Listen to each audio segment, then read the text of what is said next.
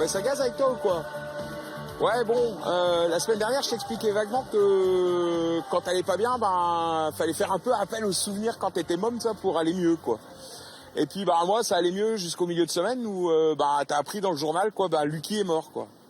Alors, bah, tout le monde connaît Lucky, hein, mais si toi, tu connais pas Lucky, c'est que fatalement, t'as moins de 40 barreaux.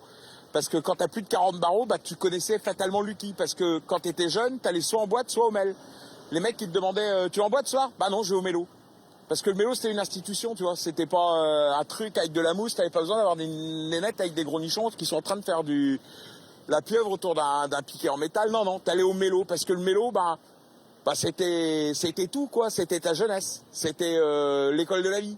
C'est là que il y avait des mecs qui avaient des cheveux jusque-là. Des fois, tu les confondais avec des gonzesses, hein, même. T'allais leur demander, hey, tu ferais pas un saut avec moi? T'en prenais une? Bon, c'était la vie, quoi. C'était la vie avec des blousons noirs, de la sueur et pas des grosses grattes, quoi. Ou alors des trucs un peu cold wave, tout ça.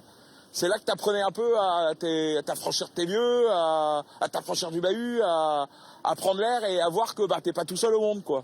Parce que, je veux dire, maintenant, il y a des tas de mecs qui te parlent du vivre ensemble, tout ça. Bah, au mélo, bah, tu l'apprenais tout seul, quoi. T'avais pas besoin de mettre ça dans un livre ou dans un document administratif. C'était comme ça, la vie. Et ça marchait bien parce qu'il y avait Lucky derrière le bar, quoi. C'était un drôle de petit bonhomme, tu vois. C'était un type, il avait jamais un mot plus haut que l'autre. Il te regardait comme si t'étais son meilleur pote. Il te regardait comme si t'étais un type normal. Il y avait pas de... C'est pas parce que t'avais 16 ans et que t'étais à moitié bourré qu'il te faisait chier. Non, non. Il était là, impérial, et puis bah, il te regardait, il te disait rien et il passait de la bonne musique, tu vois. Puis des fois, il te disait tu prendras un petit verre? Et là, c'était la consécration. Ça voulait dire que t'étais un peu plus que le gars ordinaire, quoi, tu vois.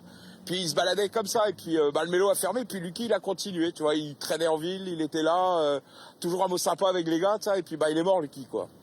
Et ben ça, c'est quand même une putain de mauvaise nouvelle qui va quand même assombrir un poil mes fêtes. Alors voilà, je voulais lui dédier cette chronique-là, parce que entre Brestois, on se comprendra. On n'est pas à l'Elysée, mais si on a un en haut, s'il existe, bah Lucky, il doit déjà y être. À vous les studios, à vous Jean Massé, et joyeuses fêtes à tous.